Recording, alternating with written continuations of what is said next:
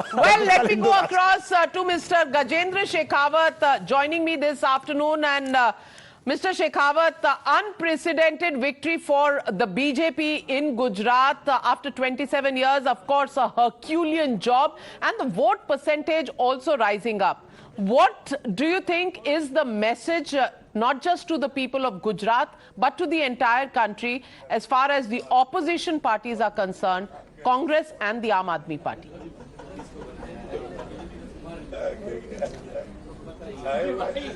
देखिए, गुजरात का जहाँ तक प्रश्न है, it is unprecedented, but it was not unexpected. We were confident.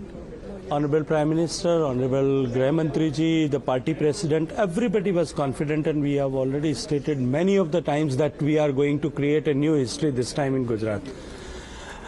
And the people of Gujarat have stamped once again the developmental politics of Modi ji.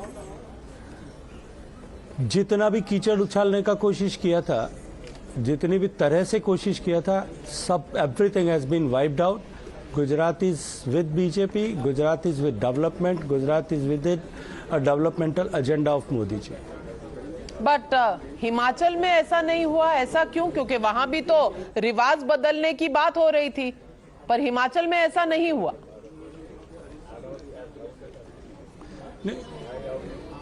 देखिए, हिमाचल का अभी पूरा परिणाम आ जाने दीजिए, थोड़ा सा इंतजार करिए, एक बार पूरे परिणाम आ जाते हैं उसके बाद में। और भारतीय जनता पार्टी हर तरह के परिणाम से, सकारात्मक परिणाम, नकारात्मक परिणाम, ऑल टाइप सॉर्ट ऑफ परिणाम से हम आगे समीक्षा करके उससे आगे बढ़ने के लिए काम करते हैं, फिर करें। लेकिन गजेंद्र शेखावत जी, लोग कहते हैं कि भारतीय जनता पार्टी के पास एक ऐसा फोन है जिसमें ऐसा स्पीड डायल लगा हुआ है विपक्षी दलों के विधायकों का कि आप हारी हुई बाजी भी जीत सकते हैं और बाजीगर बन सकते हैं। क्या ऐसा कोई अंदेशा है हिमाचल में?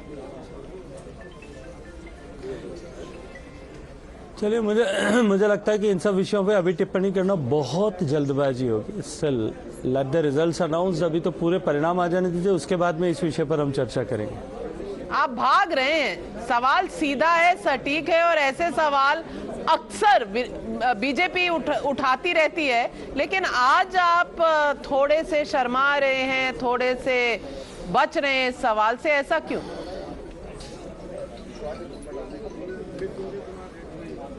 नहीं, ऐसा नहीं है। मैं ये कह रहा हूं कि अभी वो समय नहीं आया कि इस प्रश्न का उत्तर दिया जाए। समय आने दीजिए, समय अपने आप से सब प्रश्नों का उत्तर अपने आप दे देगा। मैं आपसे पूछना चाहती हूं कि क्या अगर हिमाचल के चुनावों के नतीजे गुजरात से इतने फर्क होंगे तो इसके लिए नेशनल नैरेटिव या 2024 पर क्या असर होगा? इस पर आप कुछ टिप्पणी दें। देखिए, मैं तो नाविका जी, मैं तो नाविका जी, इस तरह से 2019 के चुनाव से पहले जो नतीजे आए थे, 2018 में राजस्थान, मध्य प्रदेश, छत्तीसगढ़ का जब नतीजा आया था, तब शायद इसी तरह के नैरेटिव बनाए गए थे और ढूंढने की कोशिश की गई थी। लेकिन परिणाम क्या हुआ था 2019 में, पूरे देश ने देखा है, आपने और हमने सबने देखा है।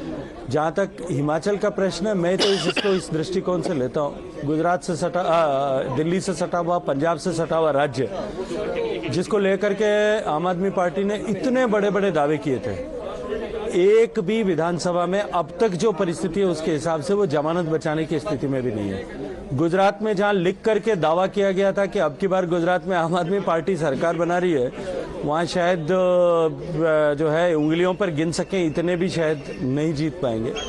इसलिए अभी जो वर्तमान परिणाम है उनको थोड़ा इंतजार करिए, देखते हैं आगे क्या होता है।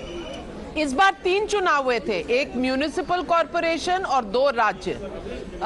म्यूनिसिपल कॉरपोरेशन में आप हारे, हिमाचल में आप हारे, गुजरात में आप जीते और रिकॉर्ड ब्रेकिंग परफॉर्मेंस। आप जानते हैं कि चर्चा नैरेटिव की जरूर होगी। आपके हिसाब से इन चुनावों के नतीजों का मैसेज क्या है?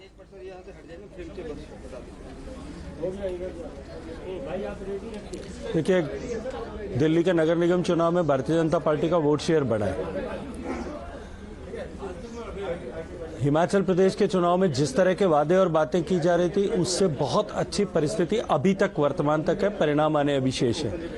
गुजरात का मैसेज देश के सामने क्लियर है। मुझे लगता है कि अब इसके बाद में इन सब विषयों पर चर्चा की गुंजाइश ही समाप्त होगी। गजेंद्र शेखावत जी, आपका हमारे साथ जुड़ने के लिए तहे दिल से शुक्रिया, धन्यवाद।